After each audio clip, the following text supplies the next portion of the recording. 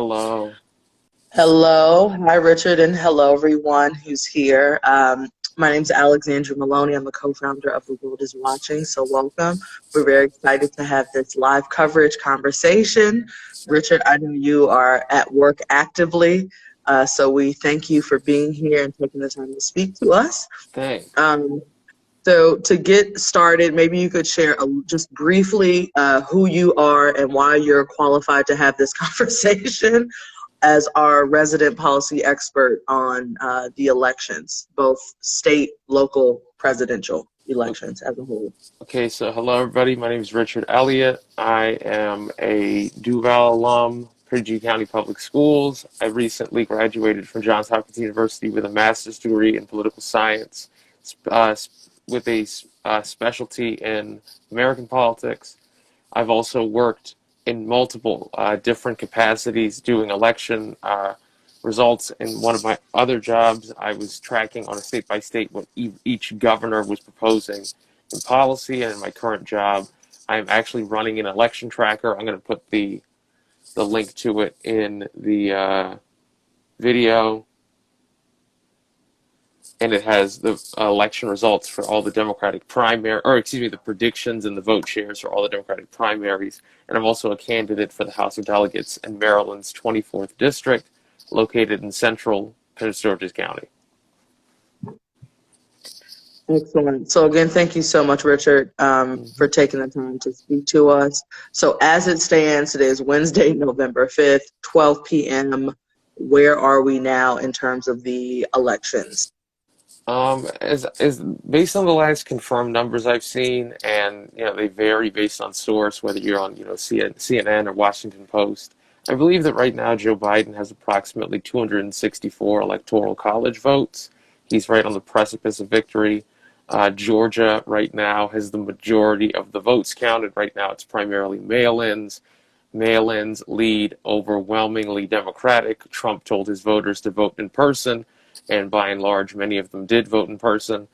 But these mail-in votes have really, really swung the tide, and I think that Joe Biden might end up edging out the competition in Georgia, and also there will be there will be two Senate runoffs in Georgia later this year if these current results are sustained.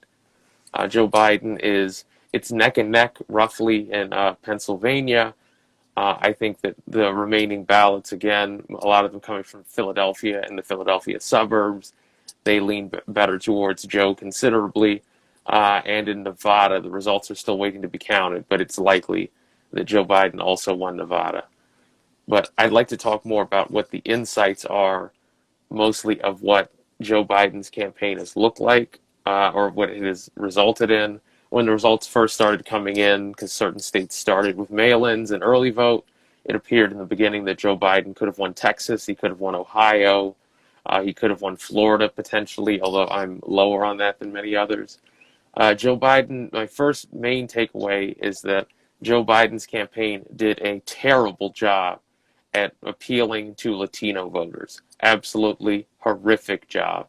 There are counties in southern Texas that are majority Latino, that Obama won by 30 plus, that Clinton won by 30 plus, that Joe Biden is narrowly winning in, or even that Joe Biden has lost. So that's to say that if Joe Biden had kept his base, which is suburban white voters, I think union workers and black voters, which eats into the Trump coalition rather well, but if he had also added Latino voters, he could have had a Lyndon Johnson style landslide that could have potentially helped out some other candidates, for instance, in North Carolina running for Senate, in Mississippi running for Senate, in Ohio to flip the presidency, in Texas to flip the presidency. And that's the biggest takeaway I've had so far of the race. I'm not sure if this means that Latino voters are either not voting or are simply not voting for the presidential spot at all, or if a lot of them are flipping to Trump. But Donald Trump did have increased vote shares from every demographic in this election except for white men. That is not at all giving the onus on the voters. I'm simply saying that many of the arguments that have been advanced about why people vote for Trump, the near doubling in support among both black and white men, or excuse me, black men and black women compared to last time, is a stark factor. It tells you that the campaign that Joe Biden won, that it appears is going to win the presidency, is not a viable future plan. If you're going to run for president, you need to, even if it's during the pandemic, even if you can't meet them, you need to be talking to them about policy points beyond simply fighting COVID. Fighting COVID is, of course, the main concern for many people, as is the economy. But for a lot of voters, both progressives and independents, I think a lot of people wanted to know. Oh, thank you for that update. Go, Joe. Um, for a lot of people who would have wanted to vote in the election cycle, what Joe Biden wants to do on, for instance, student aid or medical debt or ensuring health care for everybody, and a lot of those issues is still not quite there. This is all being said with the acknowledgement that Joe Biden's platform is to the left of Barack Obama's in 2008. It's to the left of Barack Obama in 2012. I think it's even to the left of where Hillary Clinton was in 2016. But Mm. with Joe being unwilling to support some of the demands I consider more important, rent control, canceling rent, universal health care, Green New Deal, with him refusing to support them in probably, I'd say, the biggest time of support for these issues, I don't see him really addressing them when he becomes president. But what I do expect, and I think this is a positive thing, is Joe Biden is quite likely to do a large federal bailout. I think he's going to give a lot of money to a lot of the states and localities for them to spend to either patch up their budget, potentially even invest in new programs. Joe Biden is also a train riding man. He has an ambitious plan for expanding Amtrak throughout the country. That's one thing I'm looking forward to, because these mass transit jobs can provide union employment, high wage employment to working families, black working families, particularly because a lot of this Amtrak development would be located around cities in the East, in the Midwest. So while I am not big on Biden, I was on the Bernie Sanders for Maryland steering committee. I was a Bernie Sanders delegate. Now that it appears that Joe Biden is going to be the president, it is up to us to pressure him to be better on the things he's bad on and to help him carry out the things that are good as well as we can. Richard, what do you think a Joe Biden win will look like for the Black community in the U.S.? Because many of our viewers are international, so I'm sure Mm-hmm. that the big question on folks' mind is, what changes, what Mm-hmm. reforms, things like that, that will directly impact or should be directly impacting the Black community in the U.S. At in least the next this, 4 at years. least to start, I think we will see a marked improvement in COVID response. COVID has primarily affected the black community and the brown community. In Maryland, there was some of the worst cases were coming out of Prince George's County, which is a majority black, but also about 30% Hispanic county. So if Biden is president, I think to start, there will at least be open acknowledgement and no contestation that masks improve the situation. That trying to improve the response through the CDC and through the FDA. I think trying to find a either a cure or a vaccine, and not just trying to do it for politically expedient reasons, but for the purpose of public health. So that's at least one thing to start that I think is good. But for many of the underlying economic, cultural, and other problems, I did not expect Joe Biden to try and solve them. Joe Biden comes from the same group of people who helped cause them.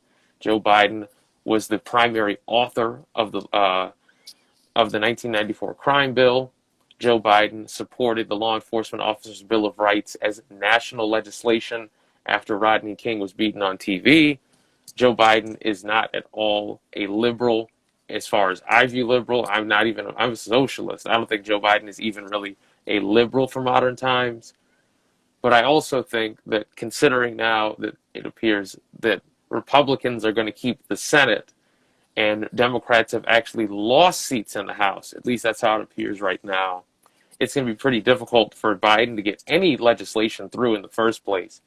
And we're likely to see in 2022 a big red wave because a lot of, I'll call them non-ideological Democrats, are not going to vote. And Trumpers, Republicans, people who are angry at Joe, they're going to turn out in droves. And it's going to be propelled, I think, primarily by conservative media, but also potentially by Republicans thinking about running for president in 2024. And as of right now, that I think the 2024 race has officially started on both sides of the aisle. Hmm. Do you think that there's anything that the Democratic Party can do to try to counteract this surgence that you project? Sure, they can introduce like very, very good legislation. One thing that I think this election might lead to is I've already seen reporting that there's that the Blue Dog Democrats are considering an ousting of Nancy Pelosi as the speaker. Uh, and it's quite possible that in 2021 we'll have Hakeem Jeffries become elected as the Speaker of the House of Representatives, the first African American speaker, if he's backed by the Black Caucus, the Congressional Progressive Caucus, and the Blue Dog Democrats, simply because in this election, where the Republican Party has done everything they can to water down a stimulus in a time of national recession, we have the worst internal crisis of the past 100 years. There's all these problems, and Democrats have lost House seats. That is absolutely insane to do and then justify keeping the same leadership. In the Senate, even though it was predicted that, like, for instance, Sarah Gideon from Maine or some of the other senators could flip their seats, Democrats spent hundreds of millions of dollars on seats that they all lost.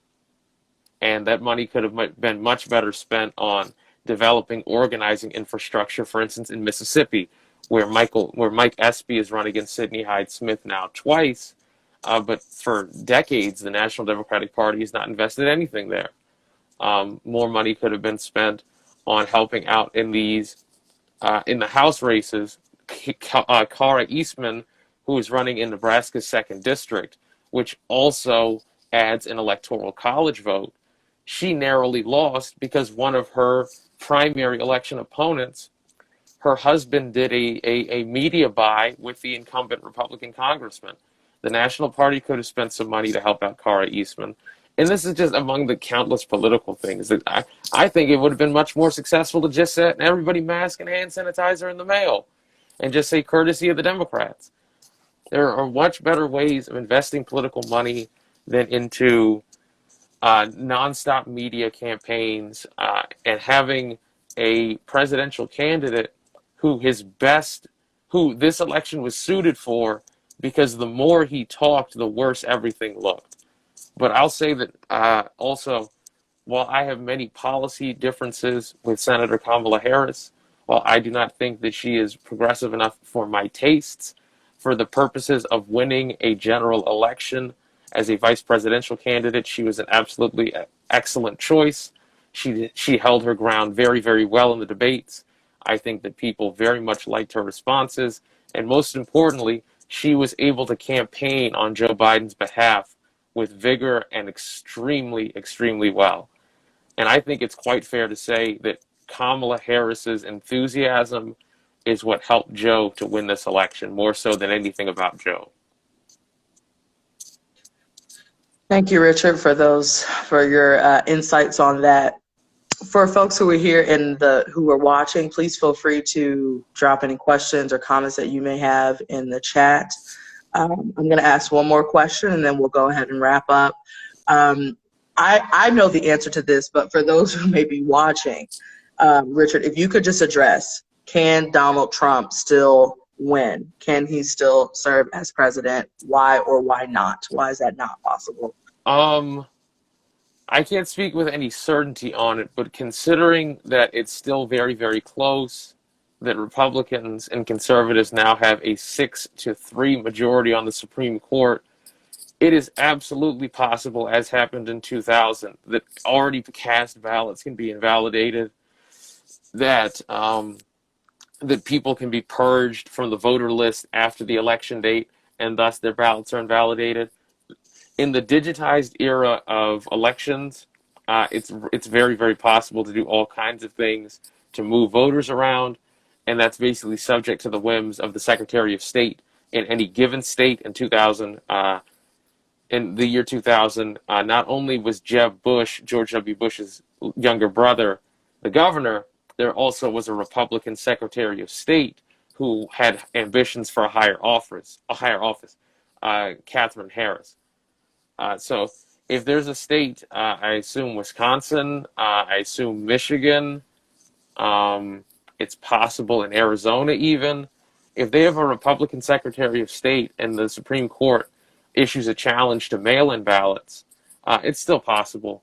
But assuming the current conventions, I think that Joe Biden has already gotten the votes in to be the victor. And pending any legal challenge or any military action, I think Joe Biden is going to be sworn in on January of next year, in January 20th of next year. Richard, thank you so much for taking the time to speak to us today. Thank you for those who joined in. So we do encourage folks to continue to follow the election and, again, remain as civically active and participate in what ways we all can. So with that, I'll go ahead and conclude this live coverage series, What the World is Watching, and I hope everyone has a great day today. Thanks for having me on. All right, bye-bye. All right, bye-bye.